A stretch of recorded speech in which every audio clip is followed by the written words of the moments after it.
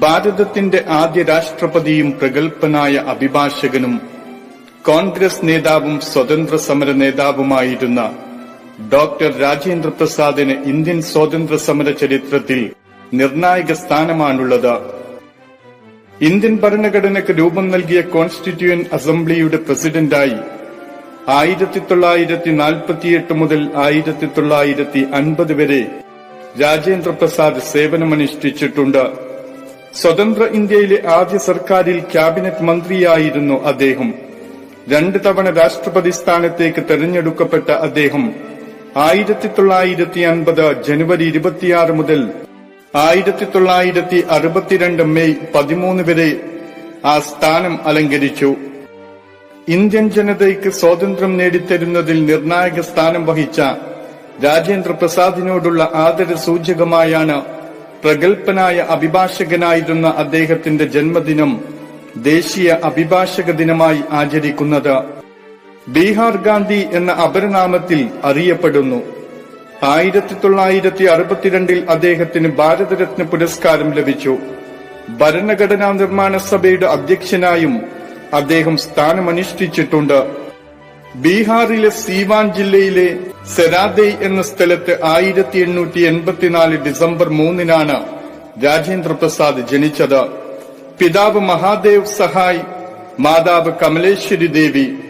പ്രസാദിന് 5 വയസ്സുള്ളപ്പോൾ തന്റെ മാതാപിതാക്കൾ ഒരു പണ്ഡിതന്റെ അടുക്കൽ പേർഷ്യൻ ഭാഷകളും ഹിന്ദിയും കണക്കും അഭ്യസിക്കാൻ കൊണ്ടുചെന്നാക്കി.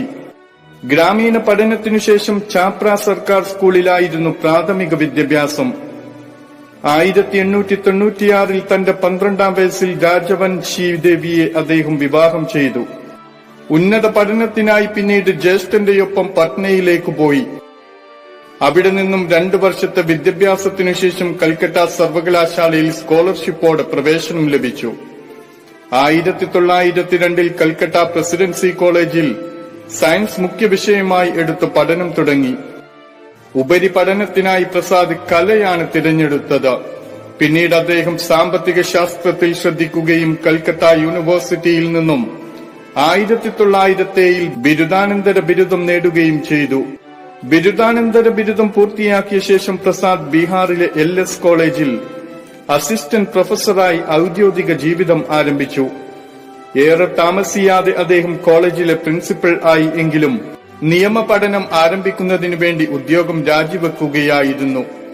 കൽക്കട്ടയിൽ നിയമപഠനത്തോടൊപ്പം തന്നെ കൽക്കട്ട സിറ്റി കോളേജിൽ അധ്യാപകനായി ജോലിയും ചെയ്തിരുന്നു. 1915 സ്വർണ്ണ മെഡലോടെ നിയമത്തിൽ ബിരുദാനന്തര ബിരുദം കരസ്ഥമാക്കി. 1937 അലഹബാദ് സർവകലാശാലയിൽ നിന്നും നിയമത്തിൽ ഡോക്ടറേറ്റും സമ്പാദിച്ചു. 1916 ബീഹാർ ഹൈക്കോടതിയിലും ഒഡീഷ ഹൈക്കോടതിയിലും അഭിഭാഷകനായി ജോലി ചെയ്തു തുടങ്ങി. ഇക്കാലത്ത് പട്ന സർവകലാശാലയിലെ സിൻഡിക്കേറ്റ് അംഗമായും പ്രസാദ് തിരഞ്ഞെടുക്കപ്പെട്ടു. ഇന്ത്യൻ സ്വാതന്ത്ര്യ സമരത്തിലും രാജേന്ദ്ര പ്രസാദ് നിർണായക പങ്കാണ് വഹിച്ചത്. പഠന സമയത്ത് 1906 കൽക്കട്ടയിൽ നടന്ന കോൺഗ്രസ് സമ്മേളന സമയത്ത് അദ്ദേഹം വളണ്ടിയറായി പ്രവർത്തിച്ചു. 1911 അദ്ദേഹം ഇന്ത്യൻ നാഷണൽ കോൺഗ്രസിൽ അംഗമാകുന്നത്. 1916 ഇദ്ദേഹം മഹാത്മാഗാന്ധിയെയും കണ്ടുമുട്ടുന്നത്. ചമ്പാരൻ സമരത്തിൽ ഗാന്ധിയുടെ നിർദ്ദേശപ്രകാരം അദ്ദേഹം പ്രവർത്തിച്ചു. പിന്നീട് നിസ്സഹകരണ സമരം 1920 പ്രഖ്യാപിച്ച Download Moj.